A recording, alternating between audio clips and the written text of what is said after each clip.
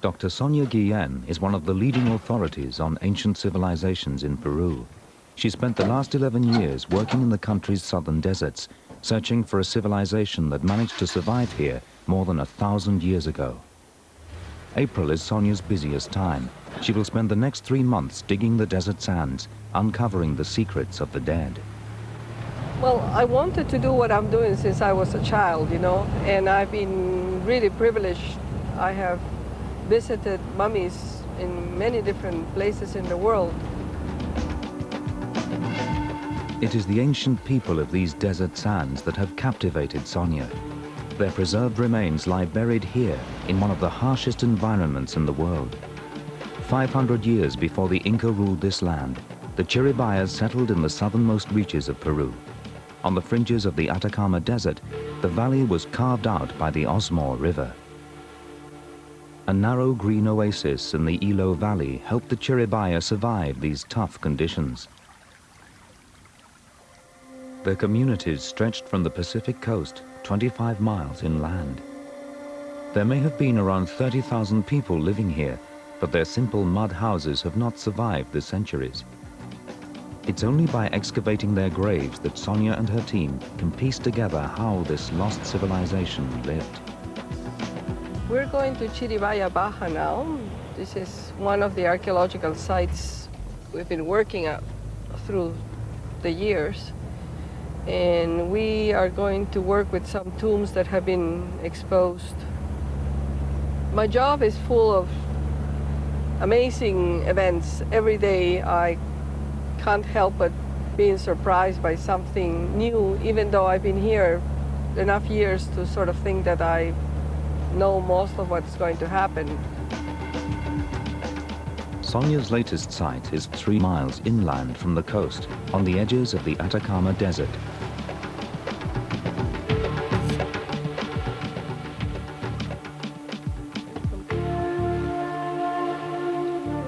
Here, a few feet away, lie hundreds of burial chambers hidden just beneath the surface.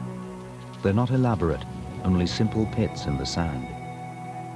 Well, this is the cemetery where we're working this season, and they've already reached the top of a large tomb, so this is going to be quite exciting.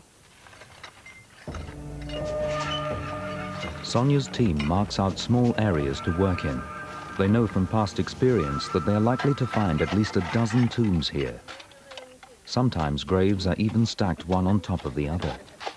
These crowded cemeteries help prove there must have been a large population living here some 1,000 years ago. So far, we've recovered over 300 burials, and we're still working at the site.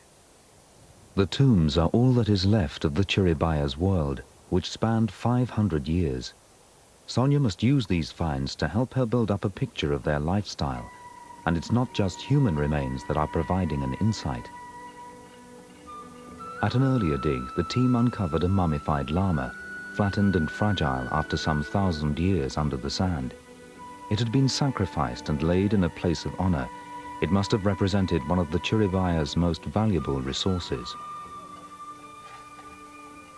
It's evident llamas were being farmed all throughout the coast, and in this valley there were large herds of animals being available for wool, for food, and for cargo. Llamas were a cornerstone of the Chiribaya economy and an important part of their everyday lives. Llamas were like members of the family for them. They also were included in special religious activities because they were presented as offerings. They were sacrificed and offered to the gods. They were really important for the Chiribayas. For Sonia and her team, the llama was an important clue that this was probably a prestigious tomb. As they lifted the roof stone, artifacts began to emerge that would have been offerings to the person buried beneath the sand. The cane pipes of a flute, an early example of an instrument that is still in use throughout the Andes.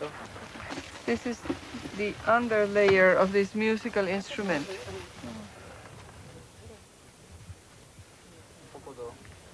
But by far the most elaborate offerings from the grave are spectacular ceramic pots.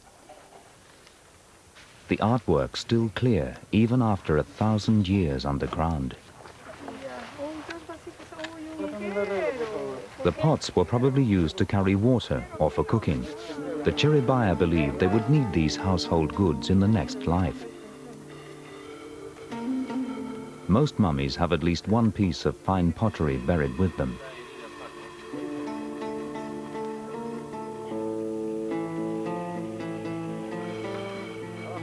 Finally, at the bottom of the tomb is the body of a Chiribaya concealed in a dusty cloth.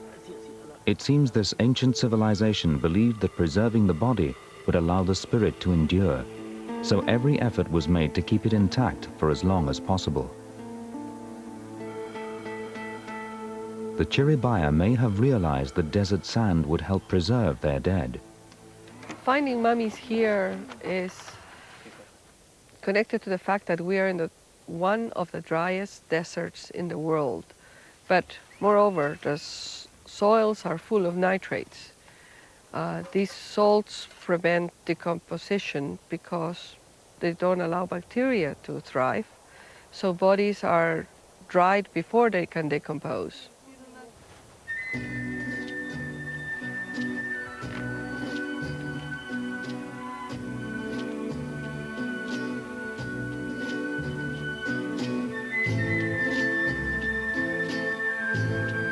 A lot of what we know comes from the last social moment of somebody's life, which is their departure from this world.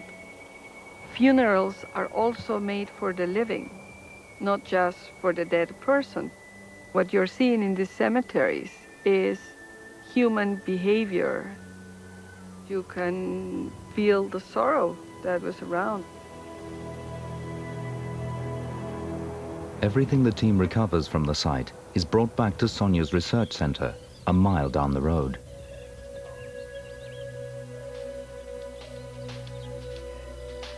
Known as Centro Malki, the center houses one of the most remarkable collections of ancient peoples in the Western Hemisphere. At present, over 500 mummies and the skeletal remains of 4,000 people are stored here. The technicians patiently clean away the dust and sand before the mummies are packed away for further study.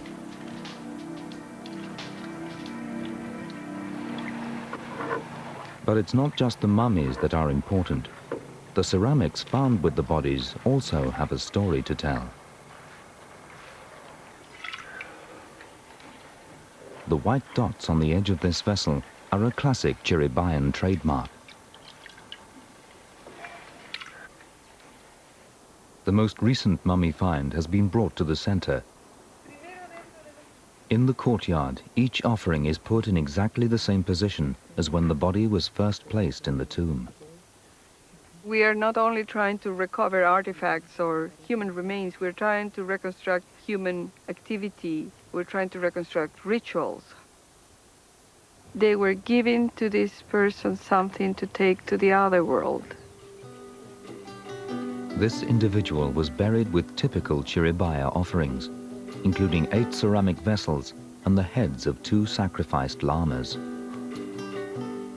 The wool from these animals may have been used to weave the textiles and pouches buried with the body. The Chiribaya not only had elaborate clothing, fantastic hats have also been found in some of the tombs, adorned with feathers from tropical birds that may have come from the Amazon rainforests more than 300 miles away.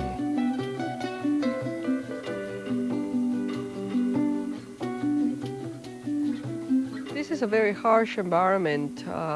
They were not only living and exploiting the resources around, but they were also full of color and art and music, which we can see from the relics of their life that we find when we excavate the cemeteries. And this harsh environment has also allowed this wonderful preservation of their art and culture. Offerings of food are also common in many burials.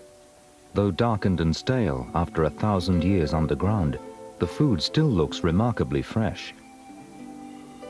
Finding preserved food is one of the extraordinary aspects of archaeology here, where we can actually find what they ate, how they prepared their food, how they prepared their drinks, and allowing us to get a bigger picture of how people lived here in the past.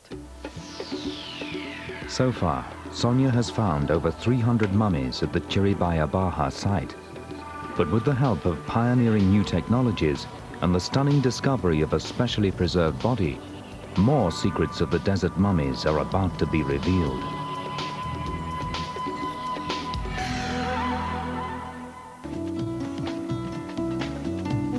Dr. Sonia Guillen is an expert on ancient civilizations in Peru. For the past 11 years, she has been digging in the Atacama desert, uncovering hundreds of extraordinary mummies. These human remains are helping the team uncover the secrets of the Chiribaya, who lived here more than 1,000 years ago. Their tombs are all that remain of this lost civilization. And now the team have discovered another Chiribayan body. This latest mummy appears to be an old man.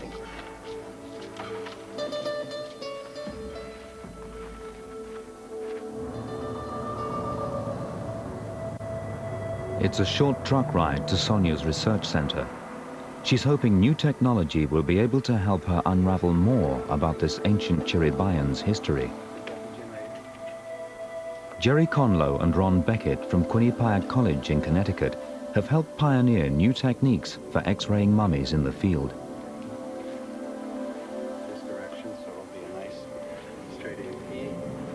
The images they capture will allow the team to see what is beneath the mummy's wrappings.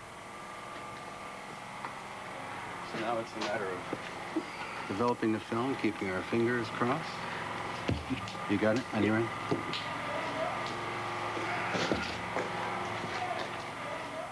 Inside the Centro Malki darkroom, the X-rays develop in a matter of minutes. Okay, so what do we have? The X-ray reveals more than they were expecting. Inside the mummy's chest cavity appears to be the outline of a pot. If I'm reading correctly, this is inside the chest cavity. See, the ribs are sort of embracing the... Curving around. Yeah, curving around the pot.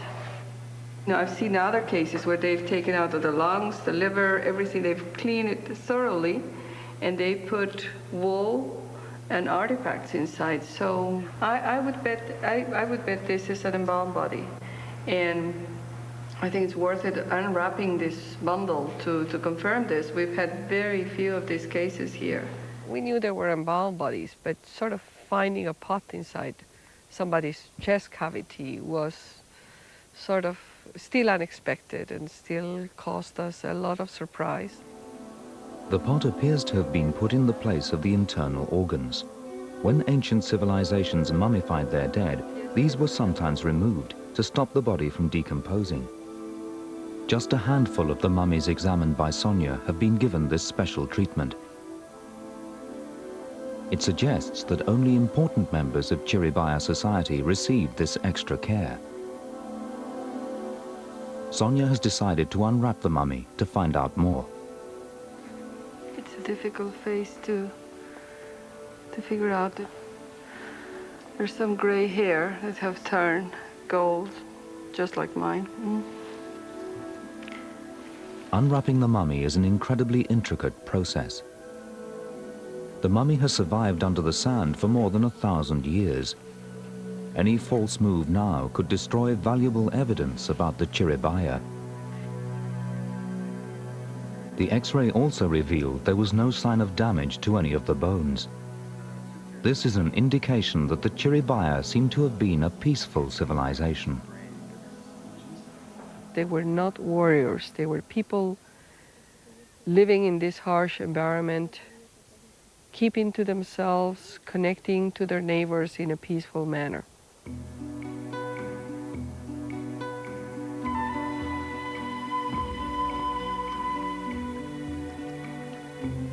When the Chiribaya lived here, somewhere between 900 and 1350 AD, this valley would have looked quite different. On the banks of the Osmore River, the richest soil was devoted to the cultivation of crops that supplied ample harvest. Here they also buried their loved ones in cemeteries close to their homes.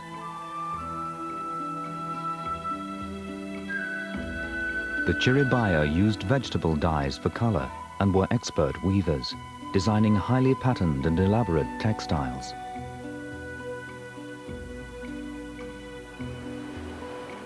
A few miles from the Chiribaya's main settlements is the Pacific Ocean. They would fish here to complement the crops they grew in their desert oasis.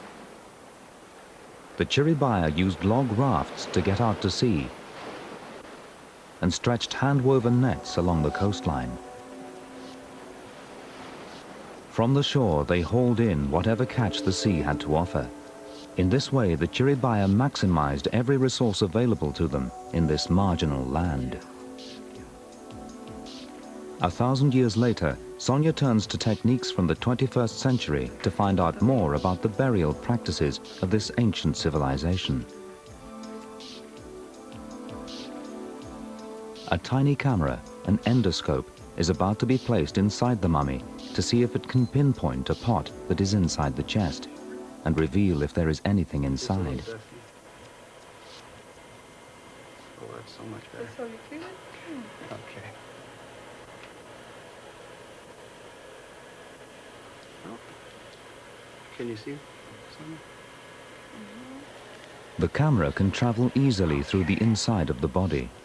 Soon pictures of the stomach cavity emerge. I mean, we could look around outside, and obviously that's out. This is a good view of some of the packing. Fibrous. The camera reveals the stuffing of llama wool that was packed inside the stomach cavity to stop decomposition. The swirling particles on the screen are fragments of dry skin and bits of wool stirred up by the tiny camera. You are inside the abdominal cavity. No organs, no intestines. But through this entrance, the camera can't get close enough to see what, if anything, is inside the pot. They try another opening for the camera where the skin has separated from the mummy's collarbone. This time they find what they're looking for. In the center of the screen, the rounded mouth of a small gray ceramic pot comes into view. Down here, see? That circular part? That's the edge of the pot right there. Let's go down there. At last, the camera gets close enough to the pot to show the team what's inside. There. Coca leaves, sort of coca inside and outside. Yeah, there's a forest of leaves here. Oh, wonderful. This is Great. You know, coca being a sacred plant and really important part of Andean rituals, you know, it's really not surprising to find it inside a body. Coca leaves were used as offerings to the gods and still have spiritual connections in Peru today. The camera has helped the team to understand how the old man's body was prepared for the afterlife. Through an incision in the abdomen, the embalmers removed all of the internal organs. They inserted a pot full of coca leaves into the empty cavity inside the ribcage and packed the remaining space with wads of llama wool, closing the incision with stitches. He probably was 60, 70 years old. He must have been very important for other people as they put so much effort and so much time on making sure that he could still be part of their lives after he was gone. The coca leaves are still of use to Sonia today. It's possible to find out when the old man was alive by dating the leaves that were buried with him. Now we have techniques that can work with very little material. The most effective technique for assessing the age of ancient organic material is radiocarbon dating. But the equipment needed is not available at Sonia's research lab, so she must head for Boston, Massachusetts. At the Geochron lab, the coca leaves are thoroughly dehydrated and packed into a quartz tube. The goal is to extract pure carbon-14, a radioactive element. Plants and all other living organisms continue to take in carbon-14 until they die. At that point, the radioactive carbon begins to break down at a constant rate. By measuring the amount of carbon-14 left in the coca leaves, it's possible to calculate how long ago they died. So for the coca leaves? The coca leaves are about 600 years old. That dates the mummy's time of death to somewhere between 1350 and 1450 AD, close to the end of the Chiribaya culture.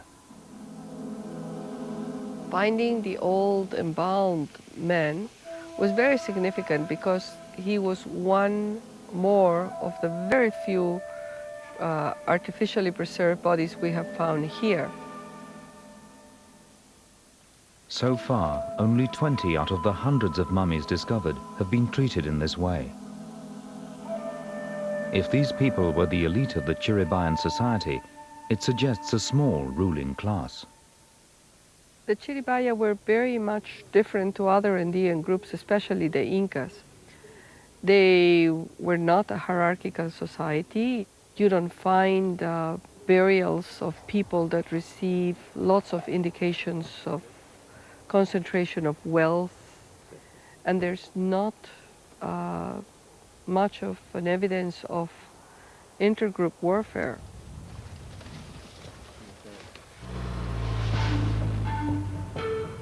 The hope is that Sonia will find mummies that date from all phases of the Chiribaya's history, and a more detailed picture about how their culture evolved will begin to emerge.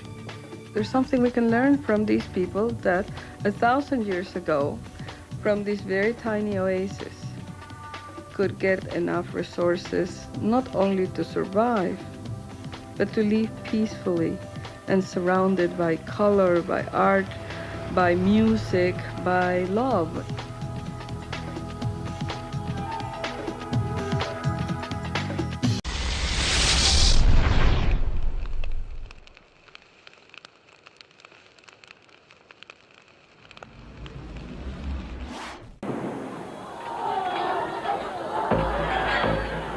"24 centuries ago, the heartland of China was torn by conflict. In the period known as the Warring States, the ancient authority of the Zhou dynasty faltered, and a dozen upstart kingdoms struggled for dominance. But the struggle wasn't confined to the battlefield. In each kingdom, ruling families established distinct codes of conduct, art, music, and philosophy. From this rivalry, China's two great philosophies, Confucianism and Taoism, would eventually emerge. Only one sacred belief bound the rulers of the warring states together, that they could tap into the supernatural power of their ancestors. If state and religious ceremonies were performed correctly, the spirits of the dead would bless the ruling house. Crucial to these rituals was bronze for the crafting of bells that would appease and entertain the ancestors at sacred feasts. Without food, wine, and music, the ancestors would not look favorably upon them, and without their aid, no ruler could succeed. More crucial than the sword or chariot, the bronze bell became a vital instrument of ultimate power. For generations, Western scholars tried to explain the rise of Chinese civilization by comparing it to the West. They assumed that ancient Chinese rulers acquired power by controlling farming or water resources. But archaeology has helped to paint a very different picture. In ancient China, material wealth meant little without access to the supernatural. And that is the lesson of one of the most amazing archaeological finds of the century.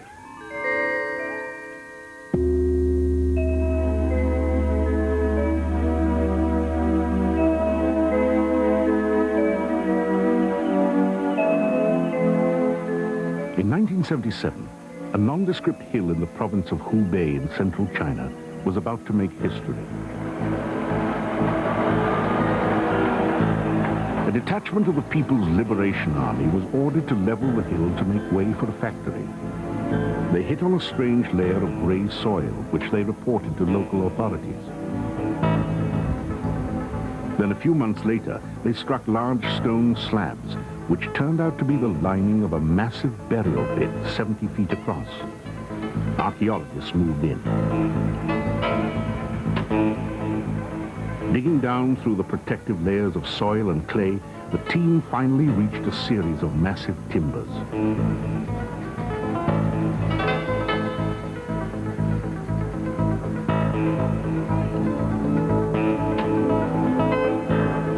Crowds gathered as the great beams were hoisted aside.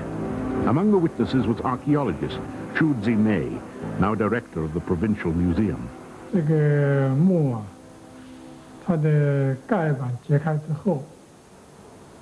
Once the crane removed the roof, we saw a pool of water. We saw wooden art objects floating everywhere.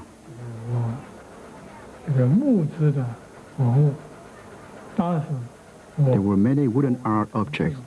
It was beautiful. My colleagues and I were both surprised and happy at that moment.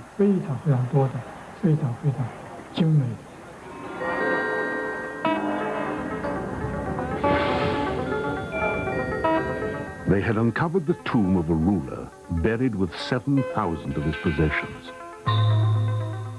The tomb was divided into 4 chambers.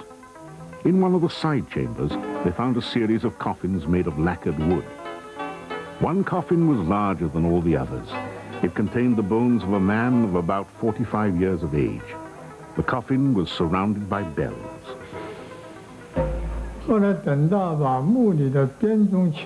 we removed the bells and other metal objects from the tombs, we verified that most objects were in bronze and the name Chuhui were inscribed on them. This means that all these objects belong to Chu Hoi, and only he had the right to use them. Chu is the name of the state. Hu is nobility title meaning marquis. Yi is his name.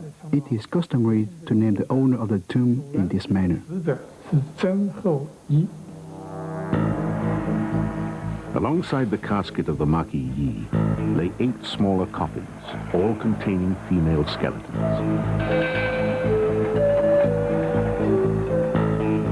In another side chamber, 13 more emerged, again all females. These 21 women were probably concubines or attendants, sacrificed to accompany their master to the next world, a practice widely documented in Bronze Age China.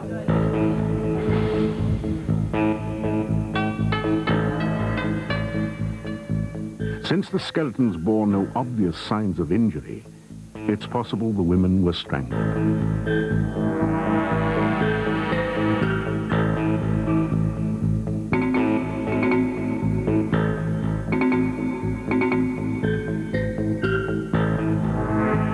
The third of the small chambers concealed layers of chariot fittings, armor, and weapons of war. But it was the main chamber that concealed the biggest surprise of all. An orchestra of more than 20 instruments in bronze, stone, and bamboo, mostly underwater. Zithers, flutes, and many other objects made of lacquered wood were either waterlogged or half rotten. Their delicate state demanded special care.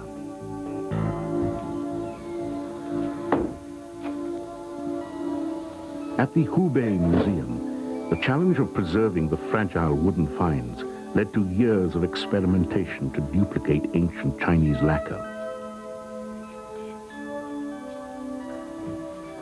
The objects were originally carved from soft, smooth woods coated with layers of paste and thin cloth. The lacquer was a fast-drying, high-gloss varnish collected from the sap of a sumac tree. The sap was boiled down and mixed with pigments. An object might have as many as 250 layers, often applied in intricate designs. But objects submerged in water for centuries will disintegrate if they are allowed to dry. So each is kept in water until it can be transferred to a bath containing a polymer solution.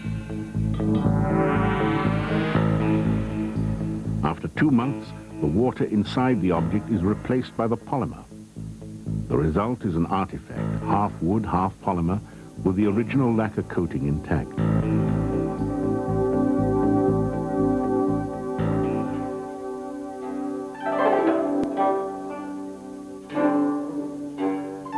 One of the first instruments to emerge from the lab was a set of panpipes covered in intricate design.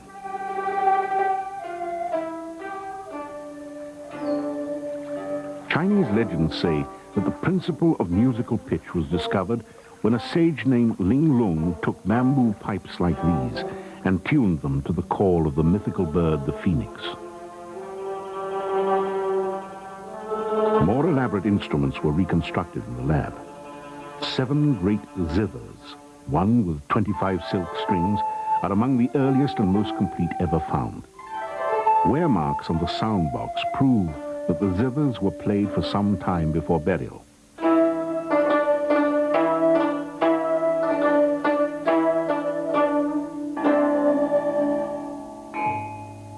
There were drums, 4 mouth organs made from gourds, and a set of 32 carefully tuned stone chimes, each carved from grey limestone, suspended from a bronze rack, here played on a replica of the original.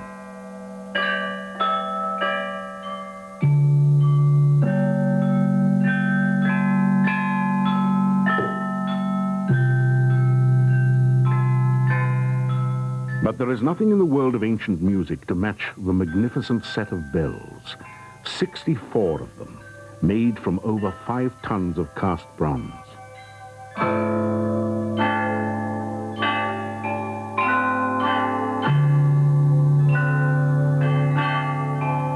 An inscription on a separate bell records that the set was given to Maki Yi, master of the warring state of Zheng. The date is 433 BC.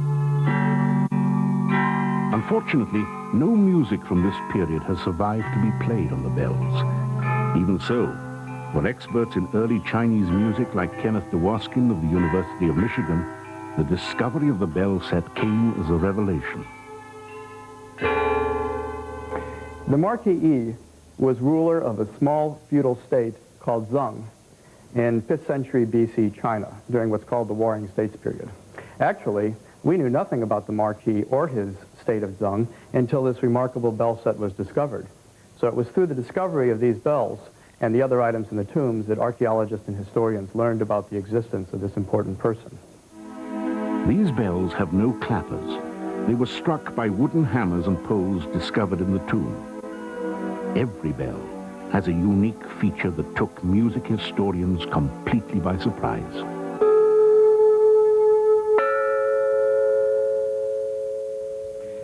One of the most impressive features of these bells is the fact that one bell can emit 2 different sounds, a low tone in the center and a higher tone on the edge. This was a tremendous technological achievement in the 5th century BC, and one, in fact, which modern bell makers have found very difficult to imitate.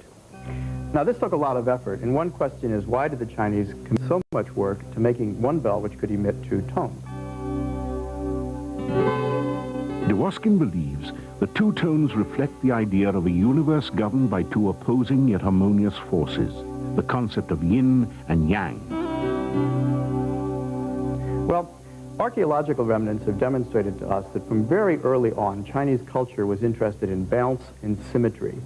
And this idea later became encoded in the idea of yin and yang.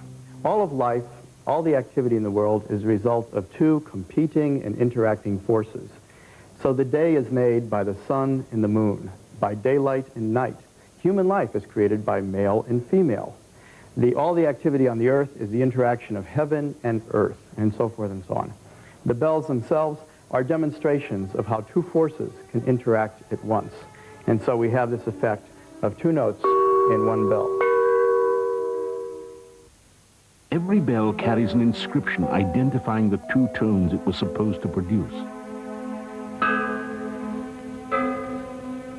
It must have taken centuries of trial and error to figure out how to cast a bell with the 2 desired notes. Scholars have compared the bell's inscriptions with the notes they actually produce, as art historian Lothar von Falkenhausen explains. Now, the degree of tuning exactitude in those bells is not 100%. There's a certain amount of inexactitude in the casting, but considering the level of technological development at the time, considering especially the state of Chinese mathematics in the 5th century BC, the degree of exactitude, I mean, the fit between what we can read in the inscription and the tones that still can be produced on the bells today is simply astounding. These craftsmen who cast the bells were not some dusty guys in a violin shop, but they were probably the most advanced technicians of their age, possibly comparable to, supercomputer engineers or nuclear physicists of our age.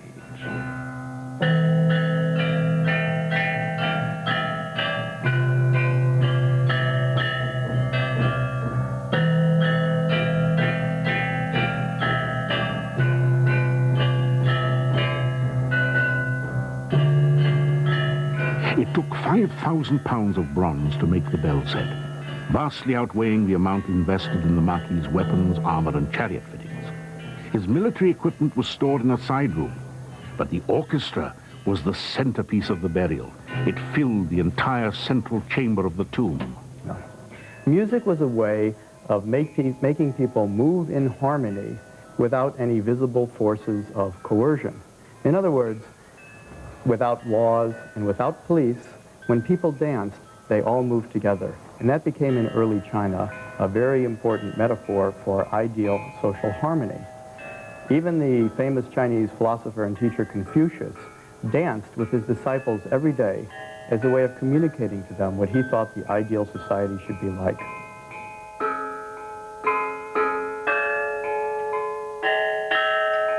The great bells were not played for entertainment.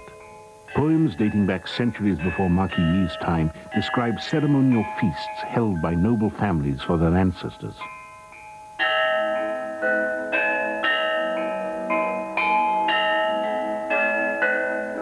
Bells and drums sound magnificently. Musical stones and flutes chime in. The dead kings send down their blessings that are abundant. They are drunk. They are full. Blessings and happiness come again and again. As the bells, through their powerful music, are able to reach across the divide and speak to the ancestors. The Marquis's ancestors were dead, but they were not gone. They remained very important. They could punish him. They could reward him.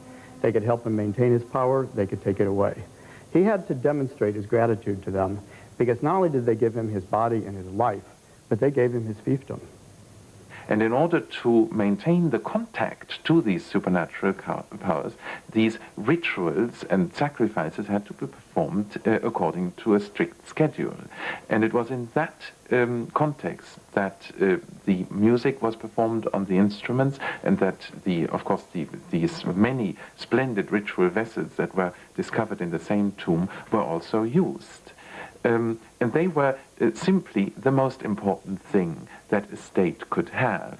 They embodied the authority of the state, and therefore it was appropriate to expend any amount of resources the state had at its disposal on the manufacture of such objects. If the Marquis wanted to have a set of bells like this, he didn't go to the bell store and buy them. He had to make them. And what did making bells really mean? It meant that the ore diggers, the miners who dug the copper and the tin and the lead out of the ground had to be under his control. The smelters who made the ingots, the transportation of the ingots to his city, the casters, the technicians, the bell designers, the musicians, the acoustical experts, the people who made the bells all had to be under his control. And then the dancers and the musicians themselves, the ritualists who told them when to play and how to play, all had to be under his control. And so when the Marquis hung a set of bells like this in front of his people and performed them, they understood the tremendous range of control that he exercised.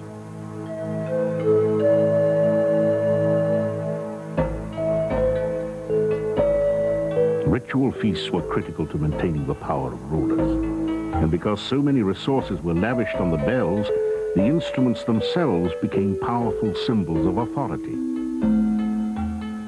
It took 5,000 pounds of bronze to make this chime set. That much bronze must have represented a great deal of the material wealth of the small state of Zheng. Burying this with the marquee was a little bit like taking all of the gold in Fort Knox and putting it in the tomb of an American president. Why would so much wealth be put in the tomb? Well, probably it was the marquis's wish to have this bell buried with him.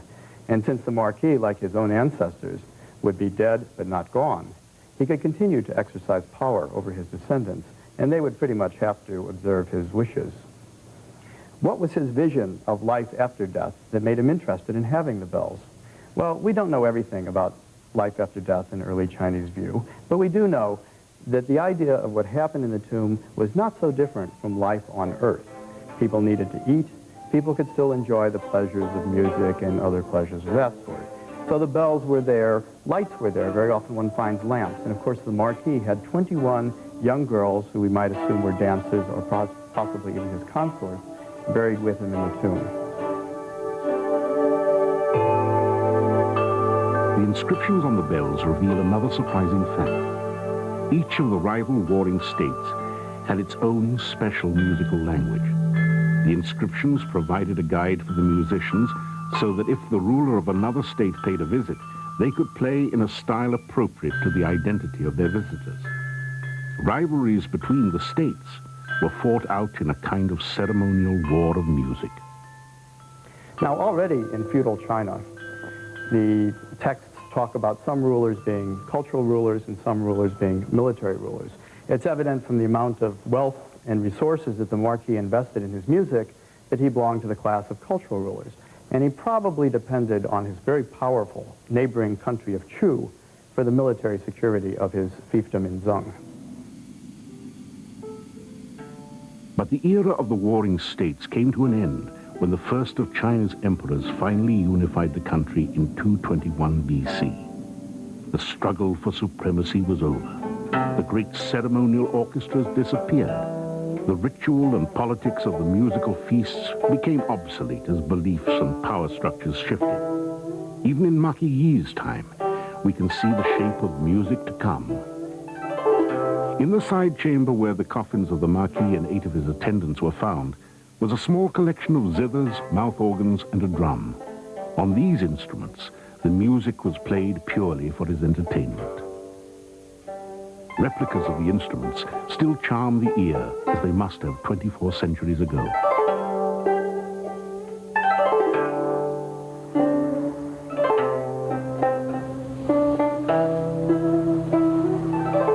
As the 4th gave way to the 3rd century BC, the great bell orchestras were replaced by small, informal instrumental groups. Music lost much of its political and religious function and became entertainment for the nobility.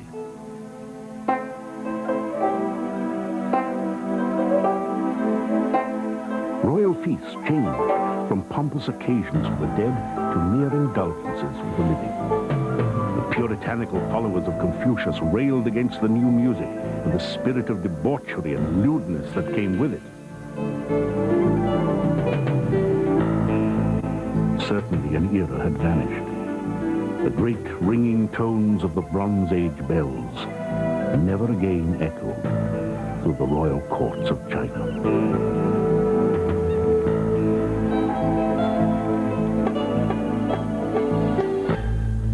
Confucius and his followers lamented the passing of the old ways. But a poem from Marquis Yi's time reveals that not every feast was a solemn affair for communing with the dead. Pipes and zithers rise in wild harmonies. The sounding drums thunderously roll. The lovely women are drunk with wine. Their faces are flushed with amorous glances and flirting looks. Their eyes like wavelets sparkle. Dressed in embroideries, clad in finest silks, splendid but not showy. Their long hair, falling from high chignon, hangs low in lovely tresses. Hat strings and fastenings become untied. The revel turns to...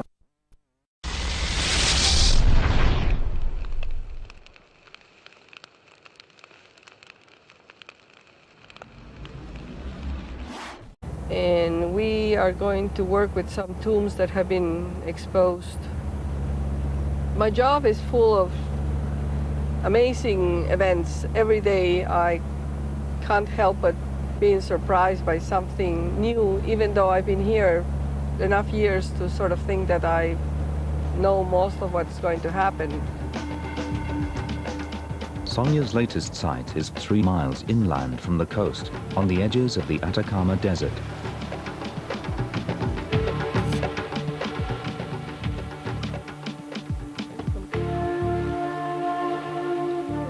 Here, a few feet away, lie hundreds of burial chambers hidden just beneath the surface. They're not elaborate, only simple pits in the sand. But this is the cemetery where we're working this season.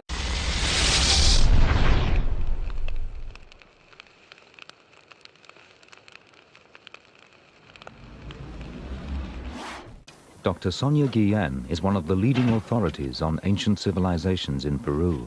She spent the last 11 years working in the country's southern deserts, searching for a civilization that managed to survive here more than 1,000 years ago. April is Sonia's busiest time. She will spend the next 3 months digging the desert sands, uncovering the secrets of the dead. Well, I wanted to do what I'm doing since I was a child, you know, and I've been really privileged. I have visited mummies in many different places in the world. It is the ancient people of these desert sands that have captivated Sonia. Their preserved remains lie buried here in team uncovered a mummified llama, flattened and fragile after some 1,000 years under the sand. It had been sacrificed and laid in a place of honor. It must have represented one of the Chiribaya's most valuable resources. It's evident llamas were being farmed all throughout the coast, and in this valley there were large herds of animals being available for wool, for food, and for cargo. Llamas were a cornerstone of the Chiribaya economy and an important part of their everyday lives. Llamas were like members of the family for them. They also were included in special religious activities because they were presented as offerings. They were sacrificed and offered to the god. And they've already reached the top of a large tomb, so this is going to be quite exciting. Sonia's team marks out small areas to work in. They know from past experience that they are likely to find at least 12 tombs here. Sometimes graves are even stacked one on top of the other. These crowded cemeteries help prove there must have been a large population living here some 1,000 years ago. So far we've recovered over 300 burials, and we're still working at the site. The tombs are all that is left of the Chiribaya's world, which spanned 500 years. Sonia must use these finds to help her build up a picture of their lifestyle. And it's not just human remains that are providing an insight. At an earlier dig, one of the harshest environments in the world. 500 years before the Inca ruled this land, the Chiribayas settled in the southernmost reaches of Peru. On the fringes of the Atacama Desert, the valley was carved out by the Osmore River. A narrow green oasis in the Ilo Valley helped the Chiribaya survive these tough conditions. Their communities stretched from the Pacific coast 25 miles inland. There may have been around 30,000 people living here, but their simple mud houses have not survived the centuries. It's only by excavating their graves that Sonia and her team can piece together how this lost civilization lived. We're going to Chiribaya Baja now. This is one of the archaeological sites we've been working at through the years.